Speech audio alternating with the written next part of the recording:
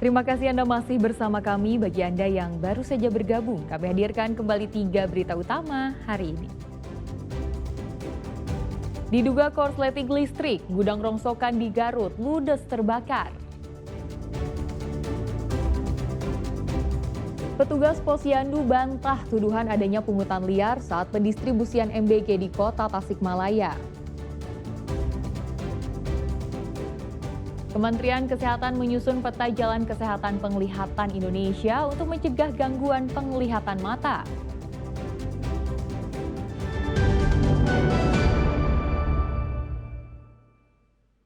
Diduga akibat korsleting listrik, gudang rongsokan di Garut ludes terbakar. Banyaknya material mudah terbakar membuat api sulit dipadamkan.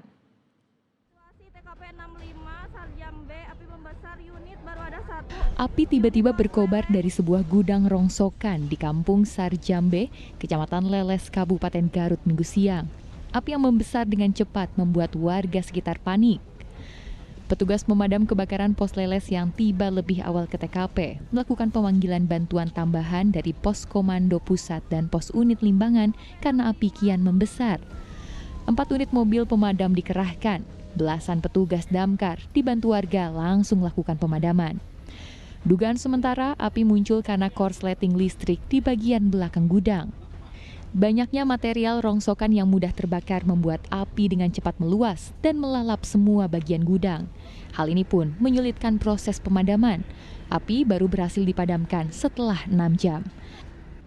Lumayan, jadi berdasarkan pengalaman kami, jadi kalau yang terbakarnya itu semacam kegiatan pengumpulan barang bekas, itu biasanya cukup lumayan ya, karena di sana di dalamnya itu padat, ya, kurang ruang kosong. Jadi kalau terjadi kebakaran itu sulit untuk pemadamannya. Makanya kemarin kami tugaskan juga pemadaman di backup oleh unit pancar dari Limbangan, dari kecamatan terdekat, dan dibantu 2 unit power supply, 2 unit water supply dari Mato. Jadi seluruhnya 4 unit yang melaksanakan pemadaman. Tak ada korban jiwa dalam peristiwa ini. Kerugian akibat kejadian diperkirakan mencapai 500 juta rupiah. Eko Setiabudi melaporkan dari Garut. Diduga sopir mengantuk, kendaraan travel berisi 10 penumpang menabrak truk pengangkut batu belah di tol Cipularang, Purwakarta. 1 penumpang tewas dan 9 lainnya luka-luka.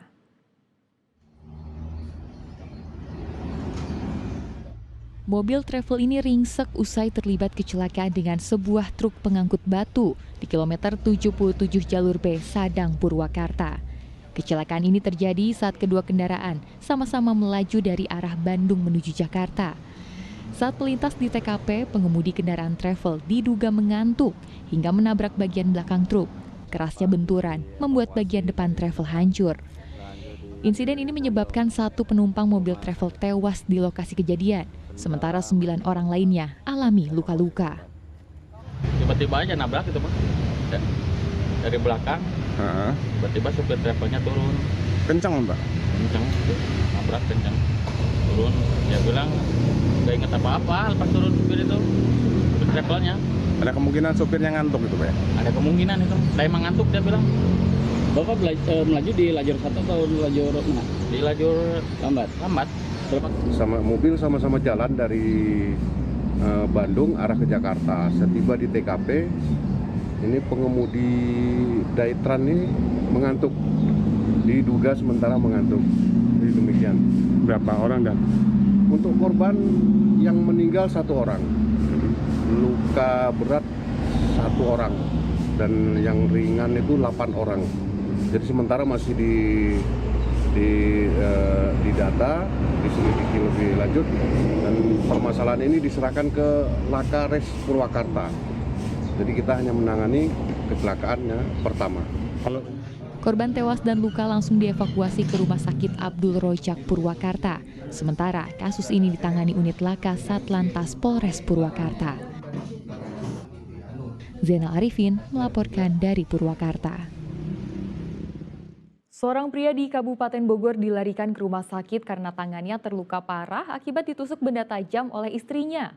Wanita yang dinikahinya secara siri itu mengamuk karena sebelumnya dianiaya dengan benda tumpul.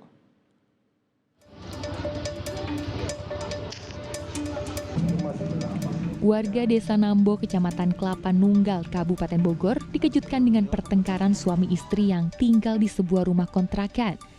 Sang suami terkapar di sebuah gang dalam kondisi tangan penuh luka Sabtu malam. Korban ditemukan warga dalam kondisi kritis akibat luka tusukan benda tajam yang diduga dilakukan oleh istri sirinya.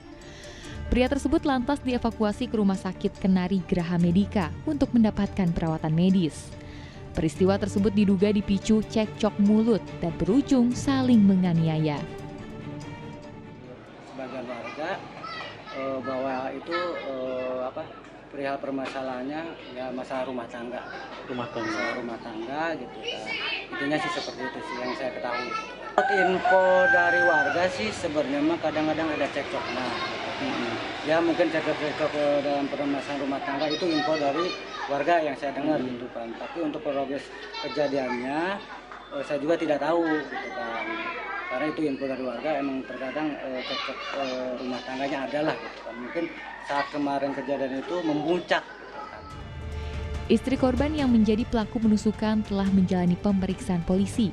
Kasus kekerasan dalam rumah tangga kini ditangani Unit Pelayanan Perempuan dan Anak Satreskrim Polres Bogor. Asep Solihin melaporkan dari Kabupaten Bogor. Badan Percepatan Pengentasan Kemiskinan atau BPTASKIN melakukan kick-off penanaman padi di Kabupaten Cirebon. Pemerintah juga akan melakukan digitalisasi pertanian dan menjembatani komunikasi antara petani, pengusaha penggilingan padi hingga konsumen.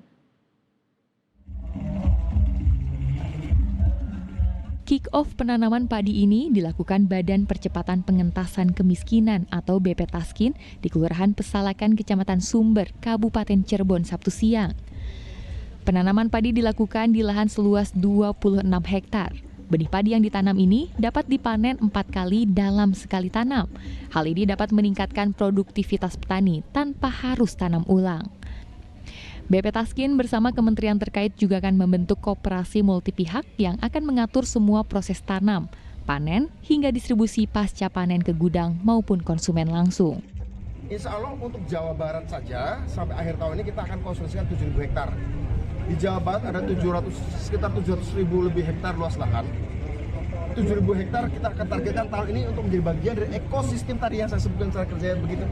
Ya, produsen sampai konsumennya dibikin satu organisasi KMP TASKI. Banyak keluarga miskinnya, petani miskinnya ada 570-an lebih keluarga miskinnya, kita ataskan dulu.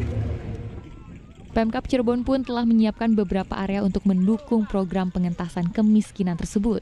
Artinya bahwa memang di wilayah Janjukan Mata Kuning kalau dibandingkan dengan Priangan ya kita kemiskinan lebih banyak paket. Dengan itu kami sudah MOU kemudian meningkatkan petani di antara untuk pemberantasan kemiskinan. Nantinya BPTASKIN bersama kementerian terkait akan melakukan pembinaan sekaligus pemantauan terhadap program koperasi multipihak. Hasil panen petani akan dibantu pendistribusiannya dengan mengombinasikan langsung dengan perusahaan penggilingan padi, gudang hingga konsumen agar harganya tetap terjaga dengan baik. Maruli Habibi melaporkan dari Cirebon. Kementerian Kesehatan catat sebanyak 55 juta lebih anak Indonesia mengalami gangguan mata. Sekitar 15 juta di atas 50 tahun juga mengalami penglihatan mata. Untuk mengurangi penyakit gangguan mata, pemerintah menyusun peta jalan kesehatan penglihatan Indonesia 2025-2030. Data penilaian cepat tentang kebutaan yang dapat dicegah tercatat sekitar 15 juta orang atau 22% penduduk berusia di atas 50 tahun di Indonesia mengalami gangguan penglihatan ringan hingga berat. Sejumlah studi lain menyatakan 44% dari 52,9 juta anak usia sekolah mengalami gangguan penglihatan akibat kelainan refraksi. Data yang mengkhawatirkan ini diungkapkan dalam peringatan Hari Kesehatan Penglihatan Sedunia 2025 yang diselenggarakan di Rumah Sakit Mata Cicendo, Bandung. Kementerian Kesehatan berharap seluruh pemangku kepentingan dapat berpartisipasi dalam meningkatkan layanan bagi masyarakat yang mengalami gangguan penglihatan. Kementerian Kesehatan telah menyusun peta jalan kesehatan penglihatan Indonesia 2025 hingga 2030. Peta jalan ini sejalan dengan amanat Undang-Undang Nomor 17 Tahun 2023 tentang kesehatan. Ini adalah aksi kolaborasi. Jadi semua orang memiliki peran penting dalam upaya penanggulangan gangguan penglihatan di Indonesia. Jadi tidak ada salah satu saja yang penting. Kami dari sisi pemerintah kami siapkan regulasi dan sistem baik mulai dari FKTP dari primer, kemudian untuk sistem rujukan di pengampuan seperti apa. Kita butuh supporting. Usia produktif akan lebih banyak daripada usia yang non produktif, dan anak-anak sekarang ini akan masuk ke usia produktif pada saat itu dan pesan hidup Indonesia Emas. Jadi kalau kita tidak tangani dan refleksi, tentunya nanti Indonesia Emas tidak akan. Saat ini pengembangan Vision Center sudah berada di 28 lokasi khusus. Rencananya seluruh program akan dijalankan secara bertahap mulai dari penemuan kasus, screening, hingga pengembangan Vision Center di berbagai daerah. Muhammad Rizal melaporkan dari Bandung.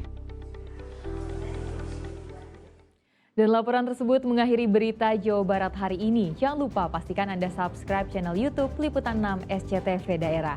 Saya Tia Anissa berterima kasih atas perhatian dan kebersamaan Anda. Selamat beraktivitas dan sampai jumpa.